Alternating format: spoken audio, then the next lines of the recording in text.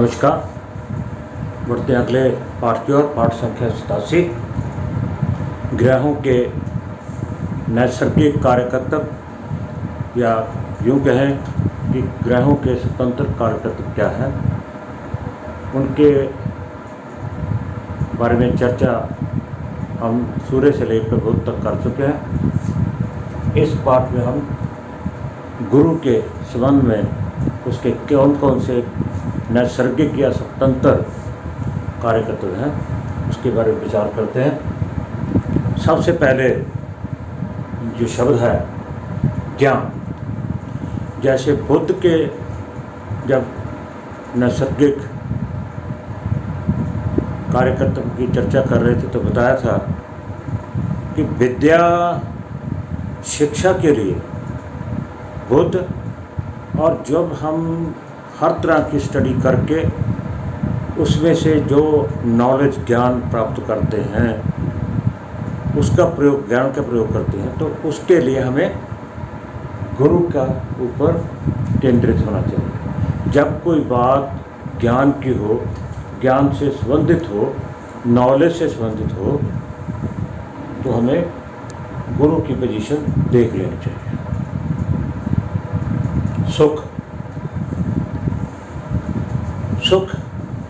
सुख का दाता गुरु, हर तरह का सुख, पुत्र का सुख, धन का सुख, भाग्य का सुख, लाभ, यानी चार स्थानों का स्वामी कारक जो है गुरु है। धन स्थान का, संतान का, भाग्य का और बढ़ोतरी स्थान का, चार स्थानों का जो है गुरु कारक है, स्थिर कारक है। तो सुख देने वाला भी गुरु है। पुत्र सुख को कौन देगा? गुरु। धन का सुख कौन देगा? गुरु।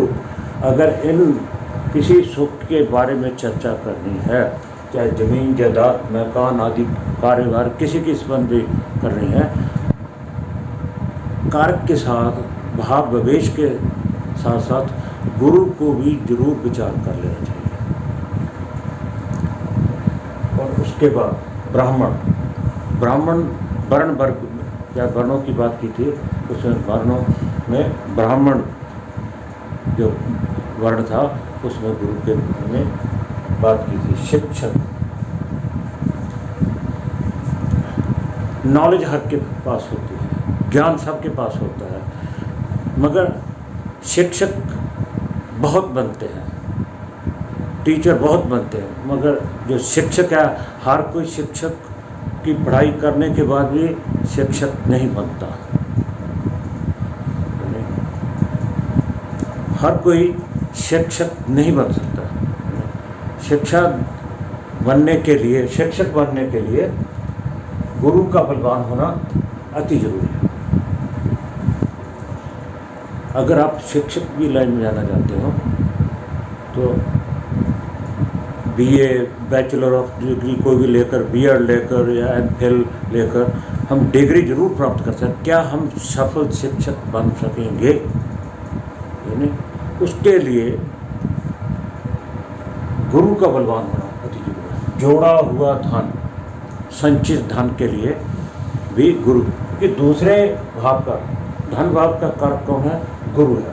तो इसके लिए भी गुरु की चर्चा की जाए। नीतियाँ सीधियाँ जो निधि की बात करते हैं उसके लिए भी गुरु के सही जगह। बड़ा शरीर क्यों?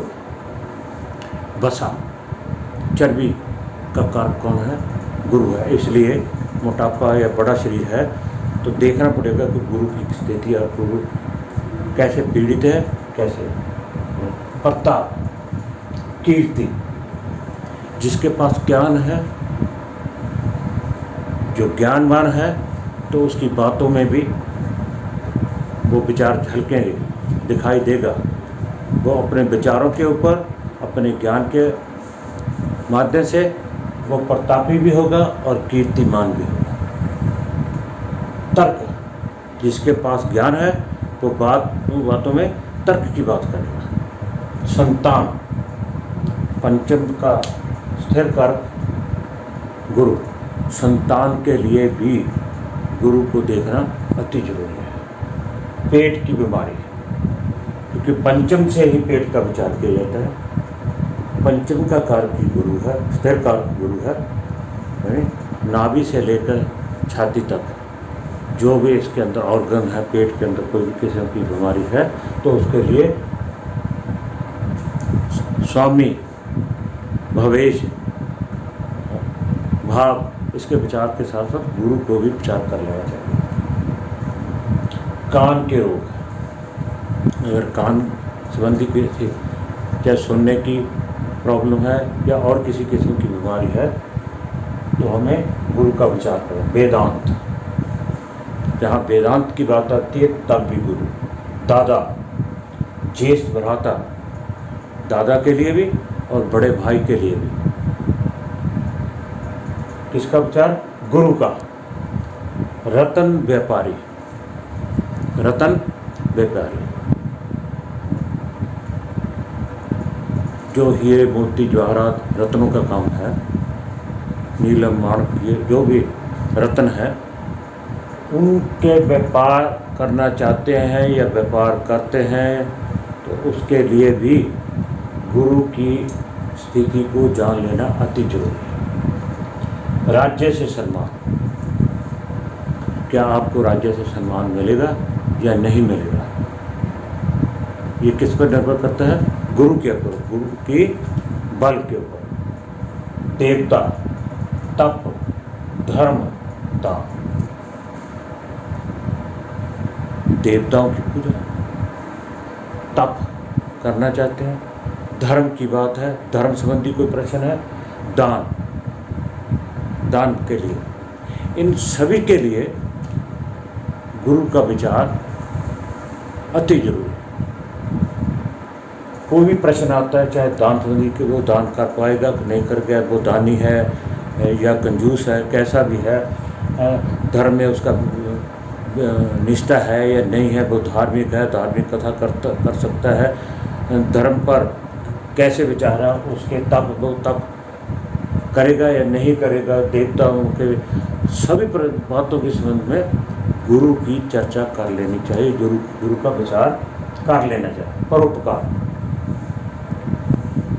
क्या जातक जिज्ञासु जो आपके पास आया है पत्रिका लेकर वो परोपकारी है या नहीं है, इसके लिए भी विचार करने के लिए गुरु की स्थिति को विचारना होगा। समदृष्टि, अगर गुरु बलवान है तो आप समदृष्टि रखते हैं, पीड़ित है तो समदृष्टि नहीं होगी। समदृष्टि के लिए गुरु का विचार करना जरूरी है। पीला रंग, पीली वस्तुएं, ये सब गुरु से संबंधित है। व्याख्यान, व्याख्यान कर पाएगा या नहीं कर पाएगा, व्याख्यान की जब बात आती है तो उसके व्याख्यान में दम है या नहीं।